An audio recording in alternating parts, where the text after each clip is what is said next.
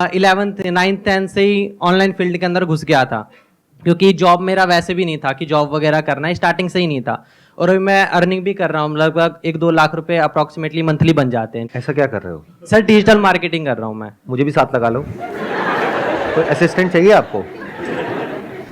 मैं सोचता हूँ सर कुछ ना कुछ आज के डेट में बहुत सारे ऐसे डोमेन्स हैं जिसके माध्यम से आराम से आप चाहो तो 1-2 लाख रुपए आराम से कमा सकते हो, लेकिन उसकी तरफ सर कोई ध्यान ही नहीं देता।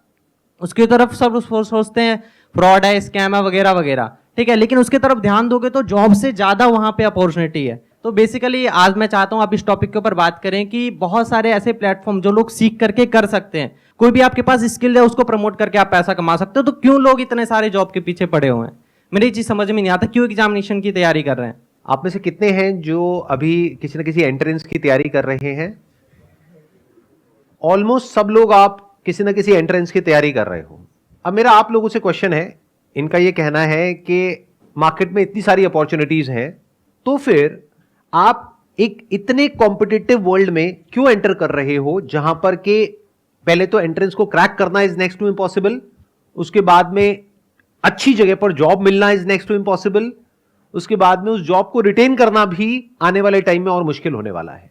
Why are you doing that? I am just curious to know. कोई है आप में से जो बोलना चाहेगा, जवाब देना चाहेगा? रिस्क नहीं होता बिल्कुल, मुझे ऐसा लगता है। तो रिस्क जहाँ पे आ जाता है ना, तो वो चीज़ उसमें भी काफ़ी वो हट जाता है। और अगर जिस चीज़ में रिस्क ना हो उसमें सब सपोर्ट करते हैं, फिर हम सोचते हैं सब सपोर्ट ही करें तो ठीक ही होगा, इस यहाँ पे जा रहे हैं तो हम। इन्होंने कहा कि हम एंट्रेंस के लिए इसलिए जाते हैं क्योंकि वहां पर उस पाथ पर कोई रिस्क नहीं होता है।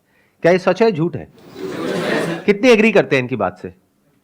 तो जब रिस्क है और बहुत रिस्क है, क्योंकि लाखों बच्चे अप्लाई करते हैं, उसमें से कुछ का होता है, ये बात हमको पता है, तो फिर क्यों इस पाथ को आप चुनते हो जब यहां पे रिस्क भी है और कोई श्योरिटी भी नहीं है? तो क्यों इस पाथ को चुनते हो? क्यों कुछ और एक्सप्लोर नहीं करते हो? सर पैसे की बात करेंगे, रिस्क की बात करेंगे, तो जितना बिजनेस नॉर्मली स्टार्ट किया था उससे कई गुना ज्यादा पढ़ाई में लग जाता है। कितना लग जाता होगा? आप में से कोई बताएगा जो लोग एंट्रेंस की तैयारी कर रहे हैं, नियर अबाउट कितना पैसा लग जाता है? कोचिंग की फीस 6-7 लाख होती है सर।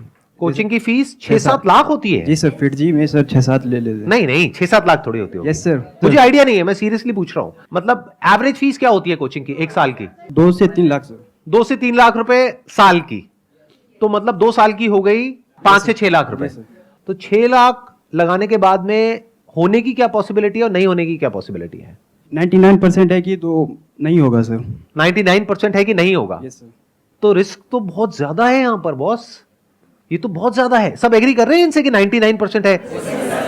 या अगर ऑप्टिमिस्टिकली भी देखा जाए तो 90% है कि नहीं होगा, 10% है कि हो जाएगा। अगर हम सिर्फ उन्हीं की बात करें जो बच्चे सीरियस हैं, क्योंकि जरूरी नहीं है हर बच्चा जो कोचिंग ले रहा है वो सीरियस भी हो पढ़ाई को लेकर के।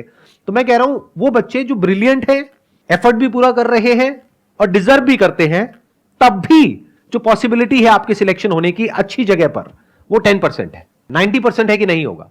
और जब नहीं होगा तो क्या होगा? What is your backup plan? Private college sir. तो वहां भी पैसा लगेगा या वहां पे फ्री में पढ़ाई है? पैसा लगेगा। कितना पैसा लगता है? 4 साल का नियर अबाउट कितना पैसा लग जाता है? 20 लाख रुपए। अच्छा, मेडिकल का तो 80-90 लाख है, बट अगर इंजीनियरिंग की भी बात करी जाए तो 20 लाख रुपए तो मान के ही चलो। तो नियर अबाउट आपने 20-25 लाख रुपए तो लगा दिया अपने घर वालों का। एंड आई एम अज्यूमिंग कि आप कोई बहुत अमीर बैकग्राउंड से नहीं हो, मेजॉरिटी ऑफ यू। आप में से कितने हैं जो मिडिल क्लास से हैं? हाथ ऊपर करिए। मेरा मिडिल क्लास वाला सेशन देखा है आप लोगों ने? यस सर, देखा है। अगर वो देखा होता तो अभी हाथ ऊपर नहीं करते। मिडिल क्लास मतलब अगर मैं सिंपल वे में पूछूं तो आप में से कितने हैं जिनकी जो हाउस होल्ड इनकम है वो साल की 12 लाख से ज्यादा है? अब हाथ ऊपर करो।